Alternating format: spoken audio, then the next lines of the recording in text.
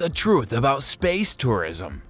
Have you ever fantasized about traveling to outer space? If you have it, you want what millions of others in different parts of the world want. A recent study conducted by Value Penguin found that over half of all Americans harbor the desire to go to outer space. 28% of members of Generation Z would rather go on an intergalactic adventure than pay off all their outstanding debt. However, there are risks involved with having dreams about being in outer space. The same survey found that just 19% of people in the United States would be willing to open their wallets and spend $100,000 on a trip like this. According to the results of a survey conducted by Axios, the space goals may not be as ambitious as they first seem. 61% of asked people answered that even if they had an infinite amount of money, they would not go to the moon.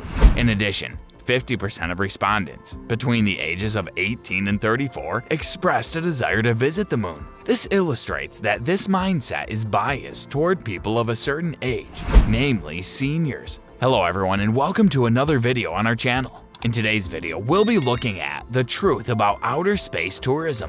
Yeah, you heard it right. So let's get started with our video. Space tourism is classified into two types.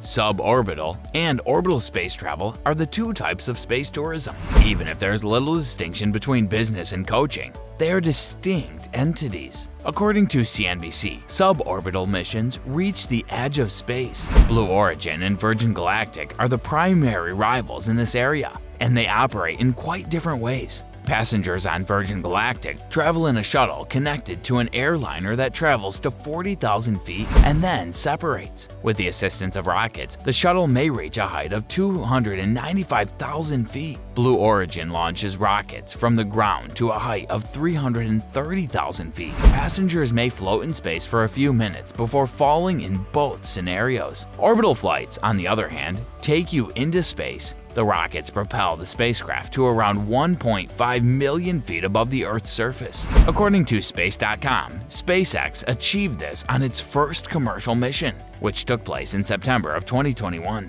On this journey, a billionaire called Jared Isaacman, who also served as the pilot, hired the aircraft and gave away 3 seats to benefit St. Jude's Children's Research Hospital. After 3 days in orbit, the capsule returned to Earth and landed off the coast of Florida.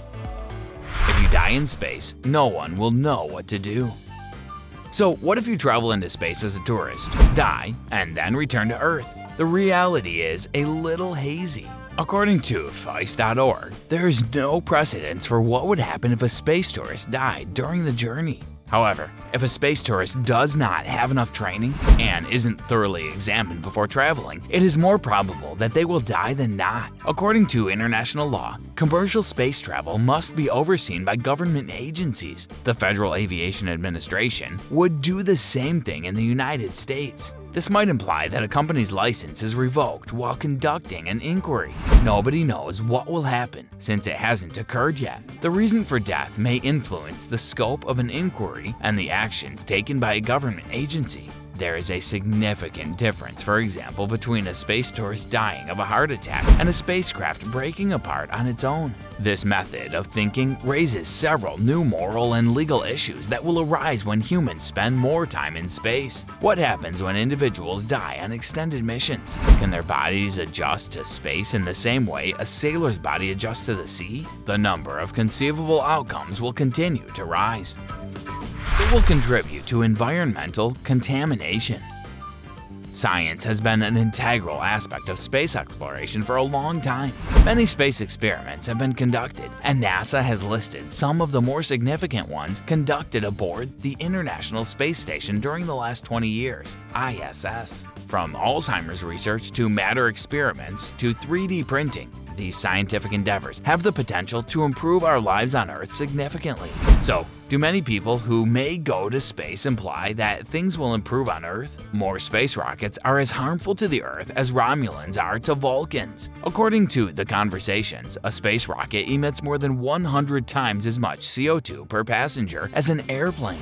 If these corporations begin to fly more flights, as they intend, the effects might be disastrous. According to the New York Times, Academics are currently investigating the potential consequences of growing the company. Those who disagree argue that the money and energy spent on pleasant trips to microgravity or zero gravity should be better spent cleaning up our environment crisis. Well, that's all for today's video. Tell us in the comment section what you thought of this one.